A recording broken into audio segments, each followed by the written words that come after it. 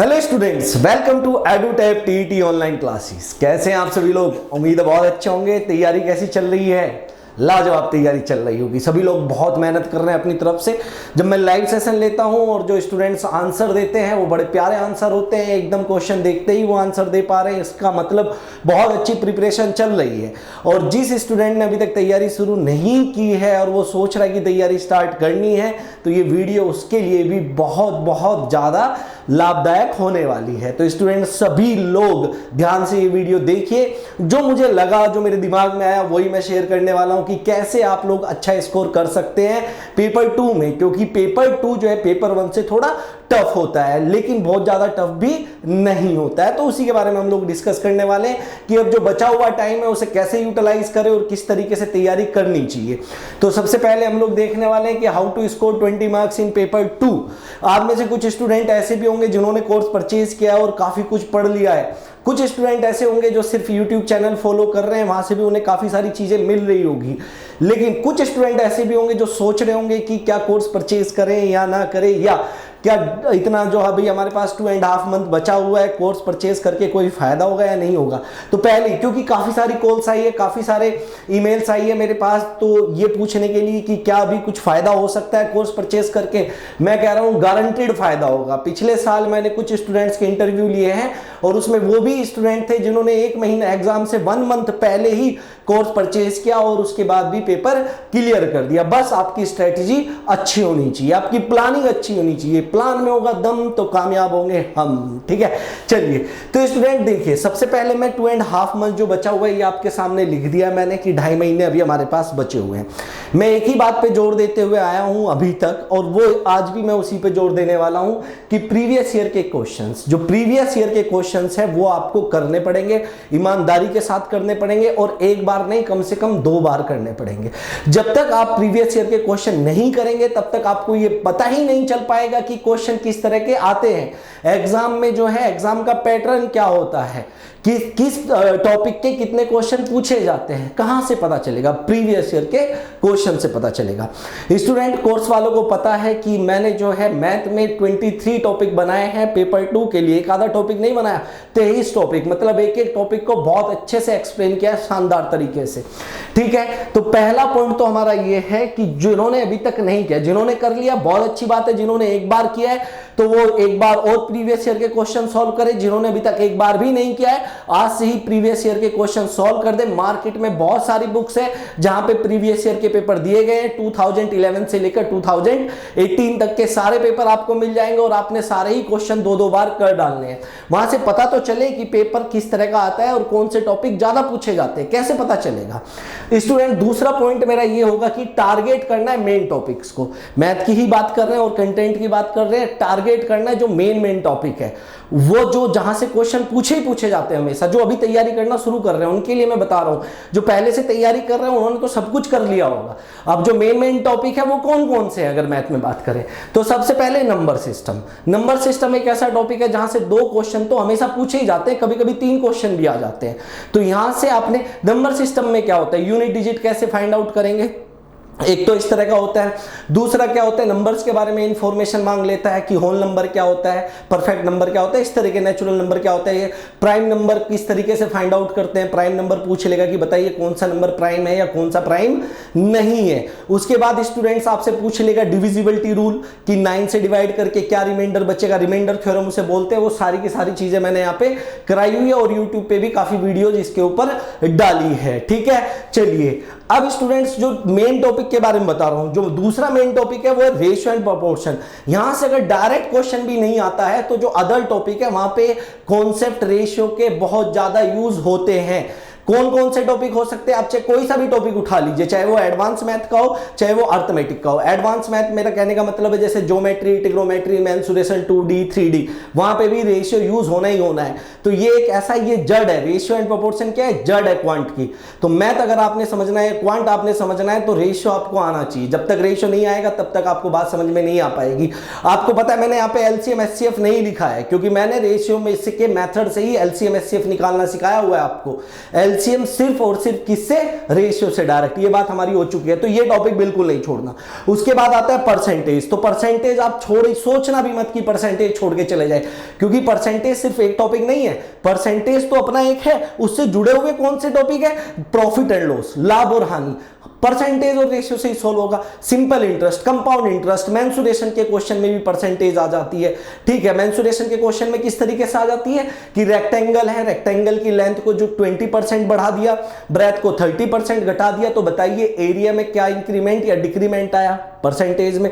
तो मेंसुरेशन में भी यूज होता है, हर जगह यूज होता है परसेंटेज भी, तो इस टॉपिक को भी बिल्कुल नहीं छोड़ना है। उसके बाद मेंसुरेशन 2D और मेंसुरेशन 3D, ये भी मैंने पूरा मेंसुरेशन 2D तो यूट्यूब पे एक एक लेक्चर मैंने करा दिया है, एडवांस लेवल के क्वेश्चन भी कराए हैं, तो इस टॉपिक को आप छोड़ नहीं सकते, क्योंकि हमेशा ही इससे एक या दो क्वेश्चन आए मेंसुरेशन 2D और 3D से। उसके बाद ज्योमेट्री, ज्योमेट्री में जैसे triangle, similar triangle, congruence triangle, ये काफी सारी चीजें आ जाती है, पिरामिड वगैरह जो भी कुछ है, ठीक है, जहां पे एंगल की ज्यादा बात की जाती है, तो ज्योमेट्री एक बहुत बहुत मेन टॉपिक हो जाता है आपके लिए।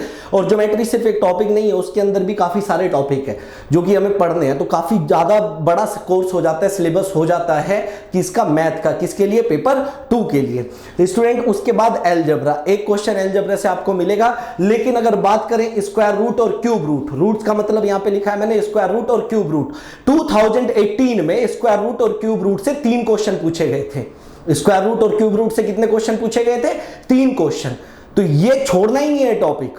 2018 की बात बता रहा हूं कि 3 क्वेश्चन पूछे गए थे। तो स्क्वायर रूट, क्यूब रूट, कैसे स्क्वायर रूट फाइंड करते हैं, कैसे क्यूब रूट फाइंड आउट करते हैं, ये भी वीडियोस मैंने यूट्यूब पे डाली है, आप चाहे कहीं से भी देखिए, और भी वीडियोस में बनाने वाला हूं, और भी लेक्चर बनाने वाला हूं, लेकिन टॉपिक नहीं छोड़ के जाना भाई बिल्कुल भी। इसके बाद स्टूडेंट्स अगर बात करें तो ये सारी की सारी चीजें हो गई। अब इसके बाद करते हैं सेक्शन टेस्ट। जब तक आप सेक्शनल टेस्ट नहीं देंगे, मान लीजिए आपने कोई भी टॉपिक पढ़ लिया, मान लीजिए परसेंटेज आपने पढ़ लिया, तो परसेंटेज तो अभी आपने पढ़ा है, जो दूसरे ने पढ़ा है सिर्फ वो, और थोड़े कॉन्सेप्ट सीखे। जब तक आप खुद से क्वेश्चन नहीं करेंगे तब तक आपको ये नहीं पता चलेगा कि जो कॉन्सेप्ट आपने सीखे उन्हें अप्लाई कैसे करना है। तो ज्यादा से ज्यादा क्वेश्चन प्रैक्टिस करने, मैं बताऊंगा कहां से क्वेश्चन प्रैक्टिस करने हैं। तो सेक्शनल टेस्ट जरूर देने हैं, कोर्स के अंदर तो मैंने सेक्शनल टेस्ट दिए ही है विद वीडियो सॉल्यूशन, लेकिन जिसने कोर्स परचेज नहीं किया वो सेक्शनल टेस्ट जरूर दे, वो भी मैं बताऊंगा कहां से दे सकते हैं। उसके बाद मिक्स क्वेश्चन। अब देखो क्या होता है कि आपने कोई एक टॉपिक पढ़ लिया, मान लीजिए अलजेब्रा पढ़ लिया, अभी वो आपके दिमाग में घुसा हुआ है, उसका सेक्शनल टेस्ट भी आप बहुत इजीली दे लेंगे, और अगर 20 क्वेश्चन है तो आप अलजेब्रा में आराम से 15 to 18 क्वेश्चन मार्क्स ले आएंगे, क्योंकि आपने ताजा ताजा अलजेब्रा पढ़ा है। क्लियर? लेकिन जब तक आप मिक्स क्वेश्चंस नहीं करेंगे, मिक्स क्वेश्चन का मतलब एक परसेंटेज का, फिर एक प्रॉफिट एंड लॉस का, फिर एक अलजेब्रा का, फिर एक कॉन्ग्रुएंस ट्रायंगल का, इस तरीके से, तब तक आपकी प्रैक्टिस अच्छी नहीं हो पाएगी स्टूडेंट्स। तो मिक्स क्वेश्चन भी आपने जरूर करने हैं। जो भी आपके पास बुक है कहीं भी बीच में से खोलिए और क्वेश्चन करना शुरू कर दीजिए। 2 क्वेश्चन करें टॉपिक के, फिर कहीं बीच में से खोलिए, फिर 2 क्वेश्चन दूसरे टॉपिक के करिए, तभी तो पता चलेगा कि आपको कॉन्सेप्ट कितने क्लियर है या नहीं है। दूसरी बात, मैथ की एक चीज और आपको बता देता हूं। मान लो आपने कोई एक टॉपिक पढ़ लिया, मान लीजिए मैं कहता हूं अच्छा time, speed, distance, time and work बिल्कुल नहीं पढ़ना, यहां से क्वेश्चन आएगा ही नहीं, यहां से क्वेश्चन आपके एग्जाम में नहीं पूछा जाता। Time, speed, distance, time and work, boats and stream, pipe and system, ये 4 टॉपिक है, बिल्कुल भी नहीं पढ़ने आपने। बात समझ में आई? एवरेज से क्वेश्चन आ जाता है, जैसे मीन, मोड, मीडियन, एक क्वेश्चन जरूर पूछा जाता है, छोटा सा कॉन्सेप्ट है, पढ़ के जरूर जाना है। क्लियर है आप सभी को ये बात? चलिए अब क्या बता रहा था मैं, जैसे कि आपने एक टॉपिक पढ़ लिया, मान लीजिए परसेंटेज पढ़ लिया, उसके बाद आप और टॉपिक पढ़ते जा रहे हैं, फिर आप क्या होगा कि धीरे धीरे आप परसेंटेज को भूलने लगेंगे। तो आपने क्या करना है कि हर 15 दिन के बाद जो टॉपिक आपने पहले पढ़ा था उसे रिवाइज करना है। बात समझ में आई या नहीं आई? हर 15 दिन के बाद पिछले टॉपिक को रिवाइज करना है। जैसे परसेंटेज आपने 15 दिन पहले पढ़ा था तो अब उसे रिवाइज करो। जैसे आपने प्रॉफिट एंड लॉस 15 दिन पहले पढ़ा था, अब उसे रिवाइज करो। ये देखिए, ये क्या है कि भाई कहां तक सिलेबस है? 8वीं तक सिलेबस है, तो 8वीं तक क्वेश्चन बहुत ज्यादा टफ तो नहीं होते हैं, लेकिन सारा खेल प्रैक्टिस का है। यहां पे बिना फॉर्मूले के क्वेश्चन सॉल्व करने होते हैं। तो कैसे सॉल्व होते हैं? जब बेसिक अच्छे से सीखा जाता है। सारी वीडियोस आप लोग ध्यान से देखिए, जितना भी यूट्यूब पे मटेरियल पड़ा हुआ है वो सारा ध्यान से देखिए। मेरी गारंटी है कि इतना बेनिफिट आपको होगा, आपको खुद पता चल जाएगा कि मैथ बहुत आसान होता है। उसके बाद अगर बुक की मैं बात करूं, स्टूडेंट काफी पूछते हैं कि काफी स्टूडेंट्स की क्वेरी है सर कौन सी बुक परचेज करें, क्या खरीदें, और वो बुक्स खरीदते रहते हैं। अब मुझे जो अच्छा लगा वो मैं आपको बता रहा हूं, बाकी आपकी मर्जी है। आप बुक ले सकते हैं RS अग्रवाल, RS अग्रवाल की बुक ले लीजिए। लेकिन RS अग्रवाल में कुछ टॉपिक है, मान लीजिए प्रॉफिट एंड लॉस है, प्रॉफिट एंड लॉस के 350 क्वेश्चन दिए हुए हैं, लेकिन आपको 350 क्वेश्चन नहीं करने, क्योंकि लास्ट में जाके वो हाई लेवल क्वेश्चन पे आ जाता है, जो कि हमारे लिए जरूरी है ही नहीं।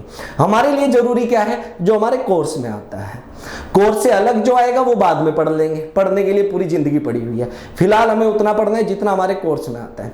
तो अगर आप RS अग्रवाल बुक परचेज कर लेते हैं तो RS अग्रवाल के पहले 40 क्वेश्चन, कोई भी टॉपिक आप पढ़िए उसके पहले 40 क्वेश्चन करने। ऐसा नहीं है कि 400 क्वेश्चन एक टॉपिक के आप 400 के 400 करने लगे, नहीं, पहले 40 से 50 क्वेश्चन आपने करने हैं, उतना ही आपके सिलेबस में है, उतना ही आपके पेपर में आएगा। बात समझ में आ रही है नहीं आ रही है? क्योंकि ये बुक मेरे पास है, मैंने देखा कि क्या आप लोगों के लिए यहाँ से कुछ अच्छी चीजें मिल सकती है, तो मैंने ये देखा कि पहले 40 से 50 क्वेश्चन ही आपके लिए जरूरी है, उसके अलावा कुछ भी ज्यादा जरूरी नहीं है, सारे क्वेश्चन आपने नहीं करने। दूसरी बात, अभी स्टूडेंट बहुत टाइम है, अभी से ये मत सोचना कि हमारा पेपर क्लियर नहीं होगा, ऐसा बिल्कुल भी नहीं है। अभी से भी अगर आप पढ़ना स्टार्ट कर रहे हैं तो गारंटीड है, 100% गारंटी कि आपका पेपर जरूर क्लियर होगा। लेकिन आपने डीमोटिवेट बिल्कुल नहीं होना है, उदास नहीं होना, ना ही हताश होना है। आप मेहनत करिए, ये गारंटी है कि मेहनत का फल आपको बहुत अच्छा मिलेगा। हमने आप लोगों के लिए बहुत मेहनत की है और मुझे लगता है कि आप अपने लिए बहुत मेहनत करेंगे, क्योंकि सीटेट का तो जो पेपर है वो बहुत आसान है और वो तो पहली सीढ़ी है। और पहली सीढ़ी चढ़ने में अगर आप अपने आप को ये सोचेंगे कि मेरे से नहीं हो पाएगा, तो कहाँ से फिर आप लास्ट सीढ़ी तक पहुंच पाएंगे? उसके बाद आपने फर्दर एग्जाम देने हैं। सीटेट का तो जस्ट पहली सीढ़ी है, पहला कदम है आपका। इसके बाद आपने और कदम रखने हैं, आगे बढ़ना है, ठीक है? तो पहला कदम अगर अच्छे से रखा गया, मजबूती से, ठोस तरीके से रखा गया, तो बाकी के कदम रखने में आपको बहुत आसानी होगी और आप अपनी मंजिल तक, मेरी गारंटी है कि बहुत इजीली पहुंच जाएंगे। क्लियर है? विश्वास रखिए खुद पर, विश्वास रखिए उनकी उम्मीदों पर जो आपसे उम्मीद लगाए बैठे हैं, जो आपके घर वाले आपसे उम्मीद लगाए बैठे हैं। कुछ स्टूडेंट्स ऐसे हैं, कुछ अगर मैं लेडीज़ की बात करूं जिनकी शादी हो चुकी है और जिन्होंने अपने हस्बैंड को, ठीक है, बहुत मुश्किल से मनाया कि मैंने पढ़ना है। हालांकि उतना मुश्किल नहीं होता हस्बैंड को मनाना, वो तो धमकाने के बराबर होते हैं, ठीक है? एक बार बोलते हैं तो हस्बैंड मान ही जाते हैं, ठीक?